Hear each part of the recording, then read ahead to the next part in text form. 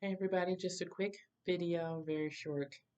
I know sometimes I say that and it doesn't seem very short, but I wanted to do a short video on the changes that we see happening all around us. Reason I'm doing this is because I just got an email earlier today, from my insurance company. You may have heard from other channels and that in certain states they're telling people to how to bug out or to bug in, how to pack their to go-to bag, or um, I received an email from my insurance company today um,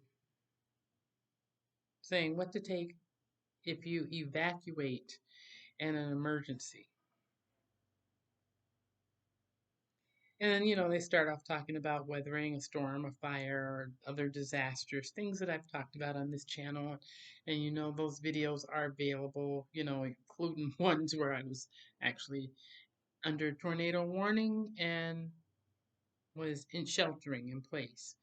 Um, so they talk about, having an evacuation plan, but they also talk about what if you have to leave for whatever situation, how it's important to, have a communication plan in place. For some people, it's like using walkie-talkies, or if anything happens, let's meet up at X point or whatever.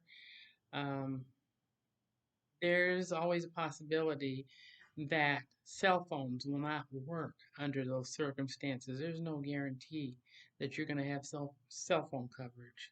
It's just not a guarantee, because when the power is out, the cell phone is eventually going to die out.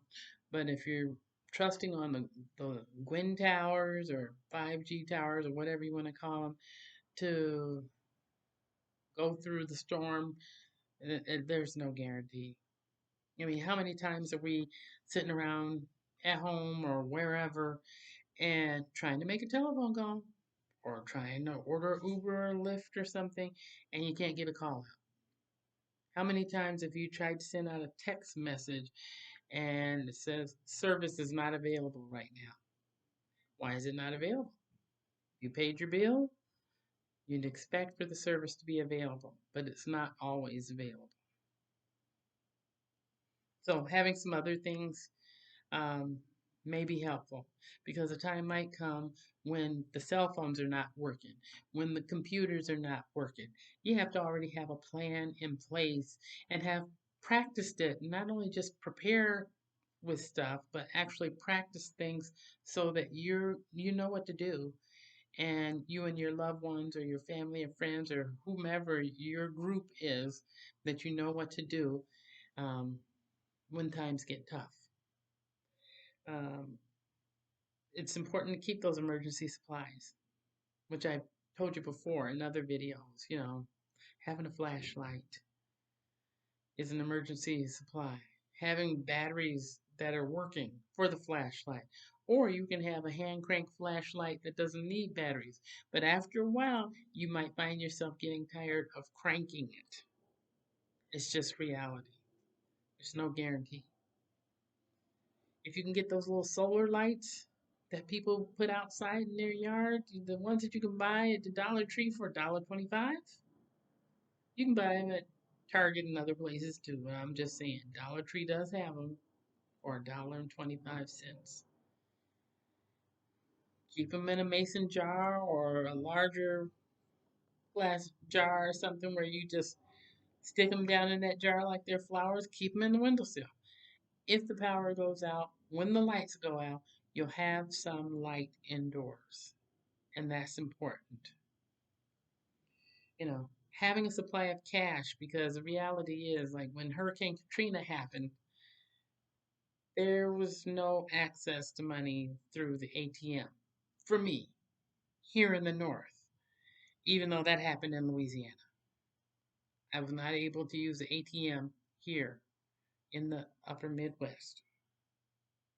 Having a complete first aid kit, like bandages, gauze, um, band aid, um, having peroxide, alcohol, small pair of scissors if you need to use that to cut, ace bandages, whatever. Having the things that you need as far as a first aid kit and as far as medication. It's good not to go on the day to day with medication. And I get it that medication prices are skyrocketing, especially for people that have different particular types of ailments. Some medication prices are so high that people are trying to choose between am I going to eat today or am I going to take my medicine today? They're trying to choose between whether they're going to follow their doctor's directions as far as what the recommended daily dosage of their medicine is and meeting their daily needs. If you find yourself in that situation, talk to your doctor about it and you can take it a step further. There's lots of things online that you can look up, like GoodRx. You can look up the company that prescribes the medication and see if they have a loyalty program where you might be able to get your medication at a much lower cost because not everybody can afford to pay $600 a month for one medication, especially if you find yourself having multiple medications to take every day. Your health is important. Talk to your doctor about these things.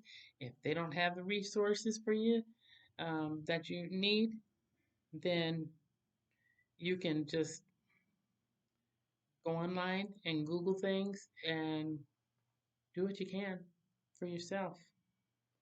See what you can look up. See if there is a loyalty program for that particular type of medication that you need. Other things you might want to have. A map or a road atlas is helpful. If you can't afford to spend a lot of money on a big old map, go to a bicycle supply shop. They usually give the bicycle road maps for free.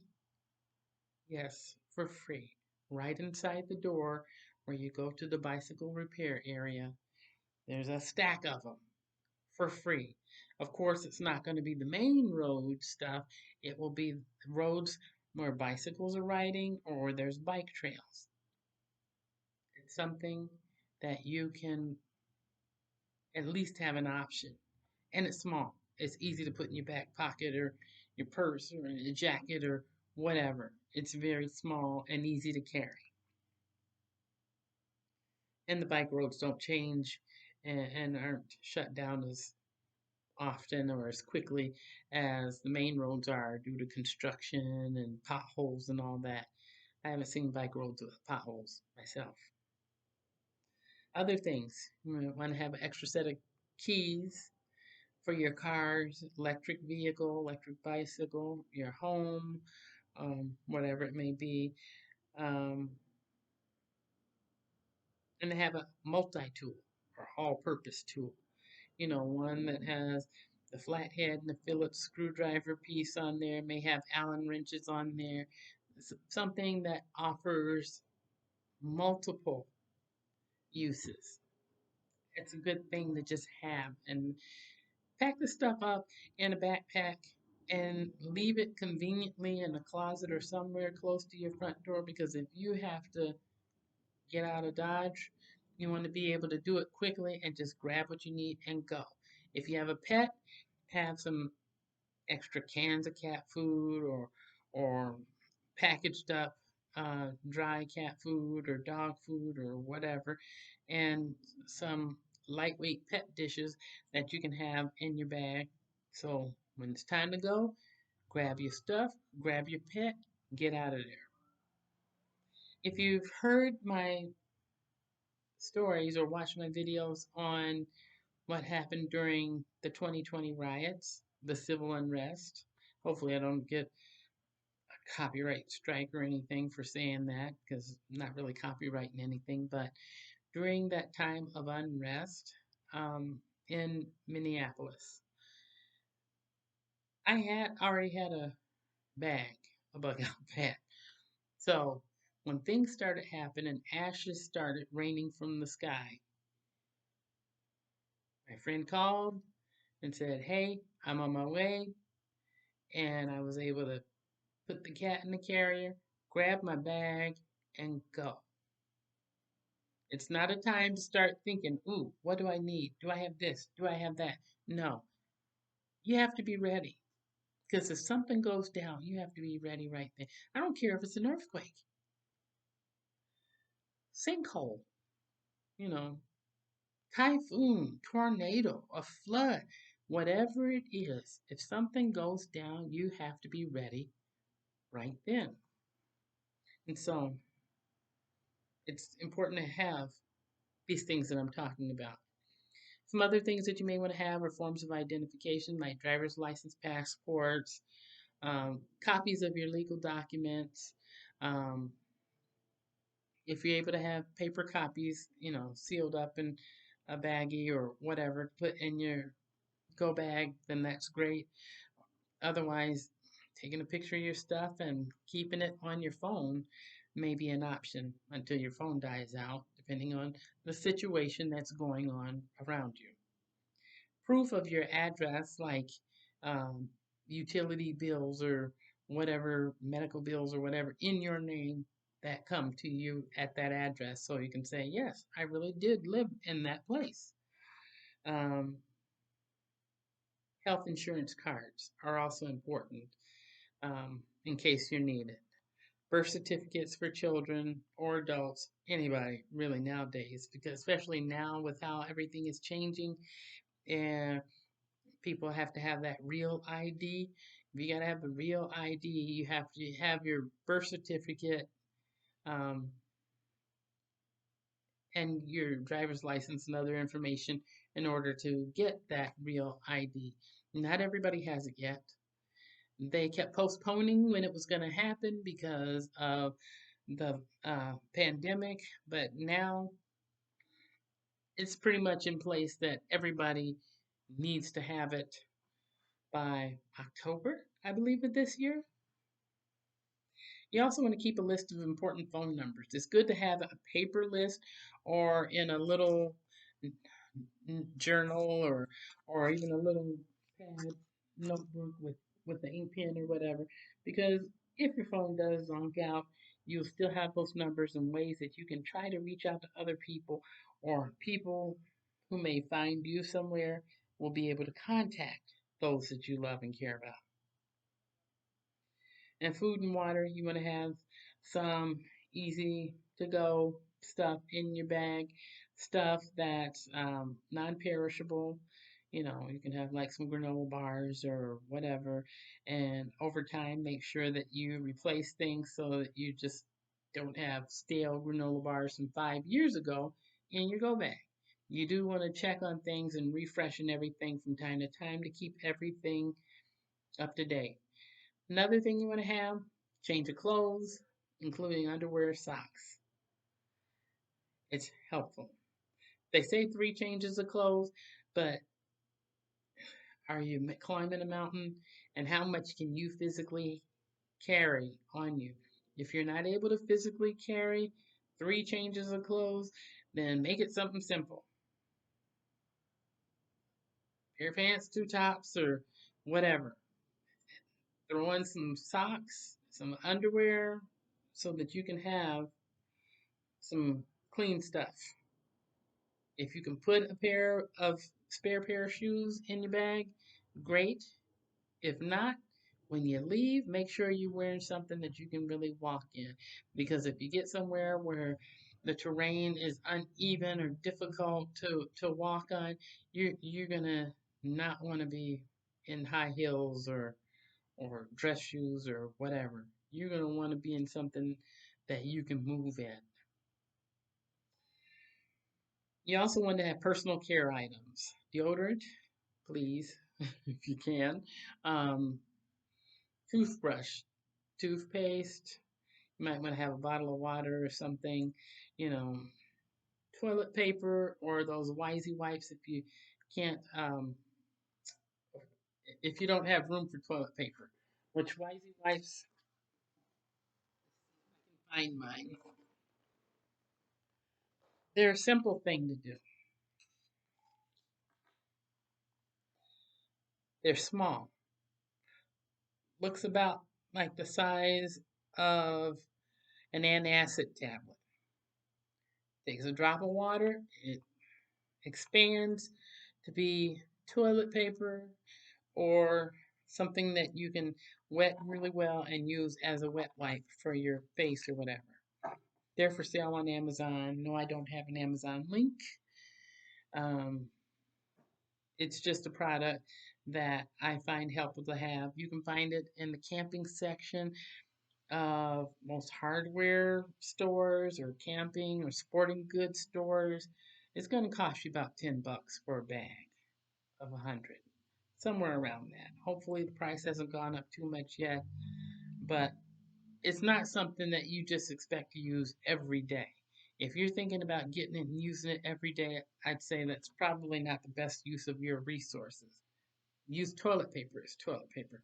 Wisey wipes are good because it's an easy thing to carry, multiples in a little container, but be reasonable with what you're using it for. You also want to make sure you either have your glasses, for those that wear glasses, have them on your face.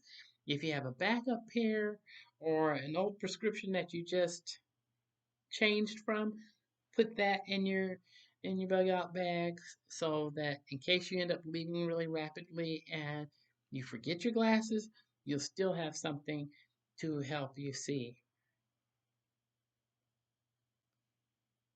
Contact lenses, same thing. Well, can't use old contact lenses, but try to grab contact lenses in solution if you are a contact lens wearer. And for babies, you know what they need. That means your bag is going to be mightily full because they eat and everything they eat and drink goes through them and comes out the other end. So that's going to be extra cleaning and caring. And you can always take sentimental items if there's one or two small sentimental items that you might want to carry with you. But these were just some of the things that my insurance company was telling me to put in my bug out bag, which I already have my stuff together, and I hope that you all are prepared and have your stuff together as well. And something else that I have in my bag that they don't talk about here, um, is having a mini camp stove. Because if I'm going somewhere and I end up having to eat or whatever, how many potato chips can I handle? How many potato chips am I going to want to eat? You know, it's good to have a camp stove. So, but put things in your bug out bag according to what your needs are. We are being told prepare, prepare, prepare.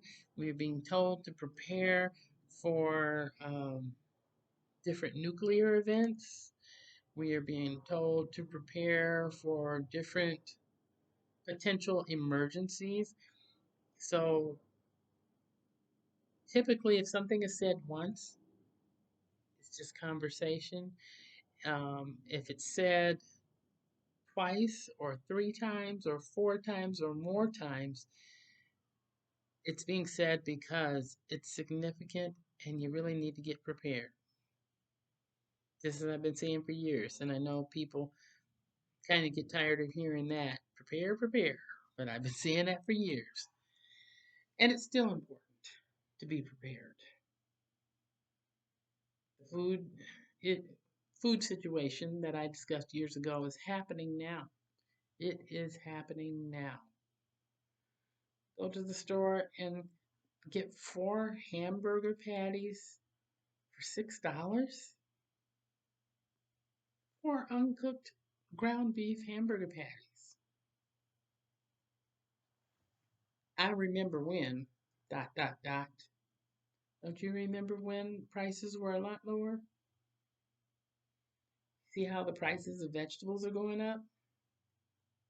That's why when I get them, I I take what I have, and 1/4 is for now. I can put it in the fridge.